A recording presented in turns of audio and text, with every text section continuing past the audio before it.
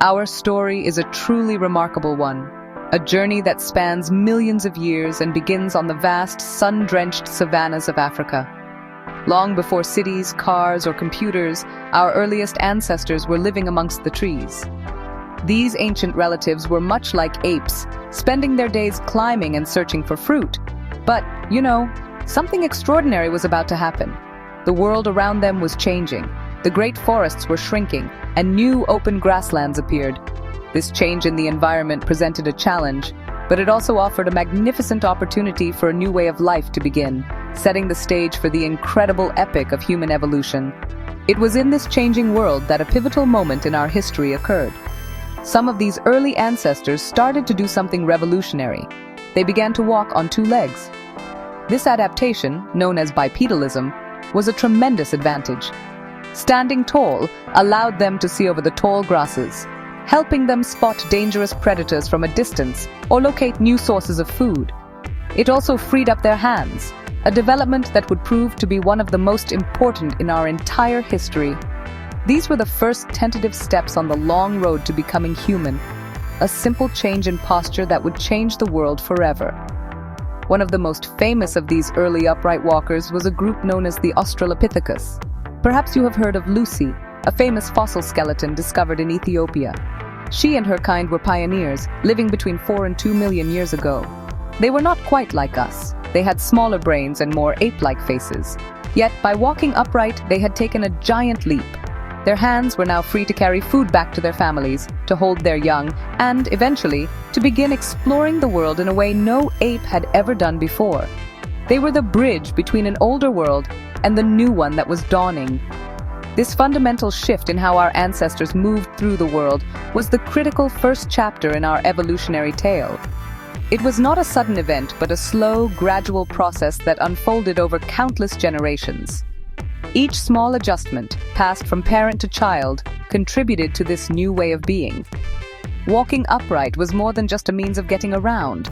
It was the foundation upon which everything else would be built.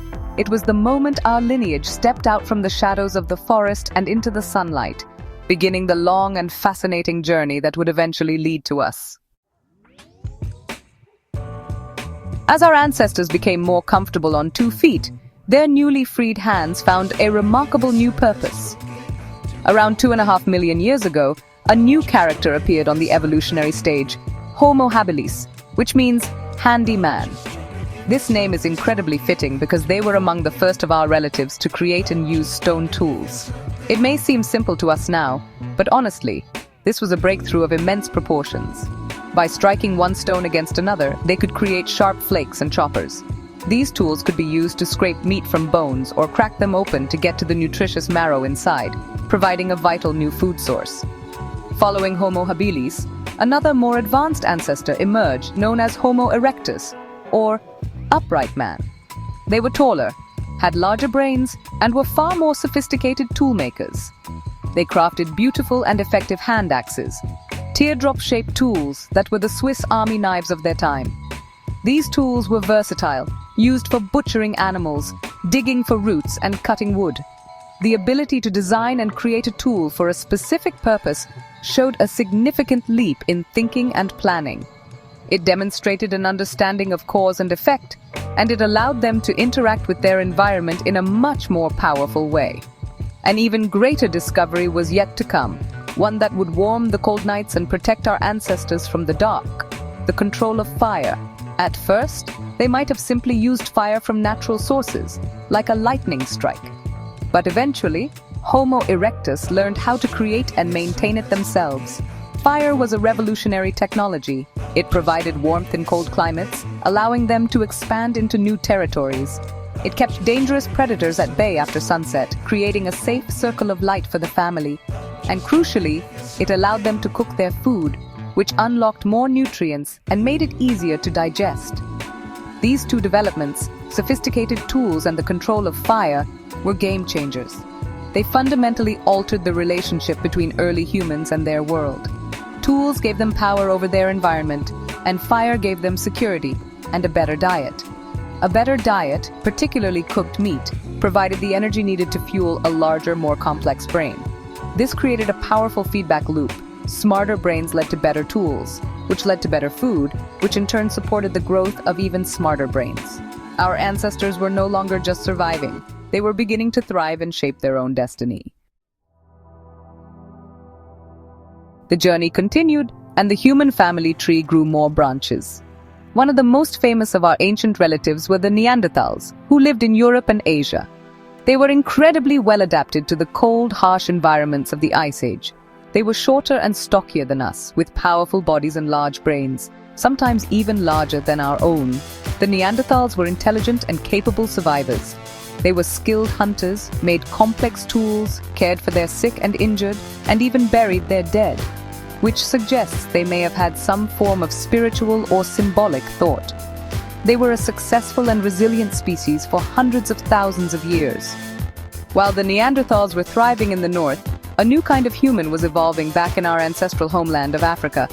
This was our own species, Homo sapiens, which means wise man. We appeared around 300,000 years ago. At first, we were not dramatically different from other early humans. But gradually, something unique began to develop in our minds. We started to think in new, more complex ways. We created more sophisticated tools, including delicate blades, needles made from bone, and even spear throwers that allowed us to hunt from a safer distance. This creativity and innovation set us on a new path. Perhaps the most significant difference was our capacity for language and symbolic thought. While earlier humans likely had forms of communication, Homo sapiens developed a complex spoken language. This allowed us to share intricate ideas, plan elaborate hunts, pass knowledge down through generations, and build stronger, more cohesive social bonds. We began to create art, painting stunning images of animals on cave walls. We crafted jewelry from shells and beads. These were not just decorations. They were expressions of a mind that could think about the world abstractly, a mind that had an inner world of stories, beliefs, and identity. This combination of advanced technology, complex language, and symbolic culture gave Homo sapiens an unparalleled adaptive advantage. When we began to migrate out of Africa around 60,000 years ago, we carried these powerful tools for survival with us. We were able to adapt to nearly every environment on Earth, from frozen tundras to dense tropical rainforests. We met and for a time lived alongside our Neanderthal cousins. But ultimately, it was our species, with our unique capacity for cooperation and cultural transmission, that would go on to populate the entire planet, becoming the last surviving human species. Looking back across this immense timescale, from the first tentative steps of Australopithecus to the global presence of Homo sapiens, we see a story of constant change and adaptation. It is a powerful reminder that we are not separate from the natural world. We are a product of it. Every aspect of who we are today, our bodies, our minds, our ability to cooperate, was shaped by the challenges and opportunities our ancestors faced over millions of years. Walking upright, making tools, harnessing fire, and developing language were not just historical events. They are the very pillars upon which our modern world is built. We stand on the shoulders of these ancient pioneers. Studying this grand evolutionary journey does more than just satisfy our curiosity about the past. It provides us with a profound context for understanding ourselves in the present. It teaches us that change is a fundamental part of the human story, and that our ability to innovate and adapt is our greatest strength. When we look at the diversity of cultures and peoples around the world today, we can see it not as a source of division, but as a testament to our species' incredible flexibility. We are all part of one single, sprawling family, with shared roots reaching back to a small group of ancestors in Africa. This knowledge inspires a sense of wonder and humility. It connects us to every living thing and to the deep history of our planet. The forces of evolution that shaped us are the same forces that shaped the birds in the sky and the great whales in the ocean. Understanding our place in this vast web of life is more important now than ever before as we face new global challenges. The story of our past shows us that we have overcome incredible obstacles before through ingenuity, cooperation, and our ability to learn from one another and pass that wisdom on. Therefore, the study of human evolution is not just a scientific discipline, it is the ultimate story of us. It is the epic adventure of how we came to be, a narrative of survival, innovation, and connection. It tells us where we came from, helps us understand who we are, and can even offer us wisdom as we look toward the future. By exploring the footsteps of our ancestors, we gain a deeper appreciation for the incredible journey of humanity and for the shared heritage that binds us all together as one species on one planet.